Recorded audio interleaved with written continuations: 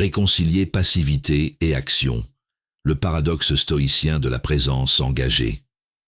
Un malentendu courant sur le stoïcisme consiste à le réduire à une forme de passivité, voire de fatalisme. On imagine un être qui se contente de subir, impassible, sans chercher à agir sur son environnement. Or cette idée est loin de la vérité profonde des stoïciens qui ont vécu dans des contextes parfois violents, instables, et où l'action juste était une nécessité vitale. Ce qui caractérise le stoïcisme, c'est précisément ce paradoxe, savoir accepter ce que l'on ne peut changer sans jamais cesser d'agir avec vigueur sur ce qui dépend de nous. Cette tension entre acceptation et engagement est au cœur de la sagesse stoïcienne. Elle demande un entraînement constant, car l'âme humaine tend naturellement à résister à ce qui la dépasse, à s'agiter face à l'incertitude. Pourtant, c'est précisément dans cet espace, au cœur du paradoxe, que la liberté se révèle. Être stoïque dans un monde chaotique ne signifie pas renoncer à la responsabilité, ni se résigner à la fatalité.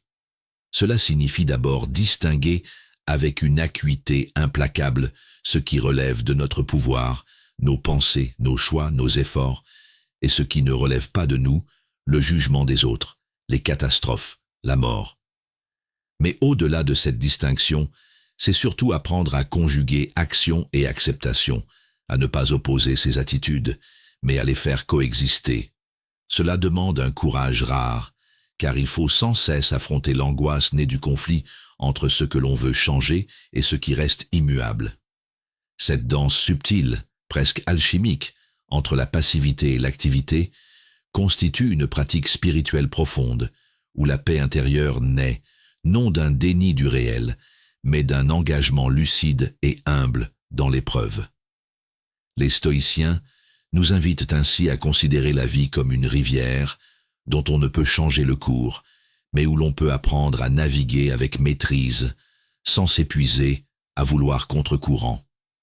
La maîtrise stoïcienne n'est donc pas une maîtrise du monde, mais une maîtrise de soi dans le monde.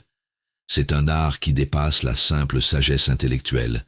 C'est une transformation concrète, vécue dans le corps et l'esprit, une forme d'attention totale qui nous permet de traverser les tempêtes sans perdre notre axe.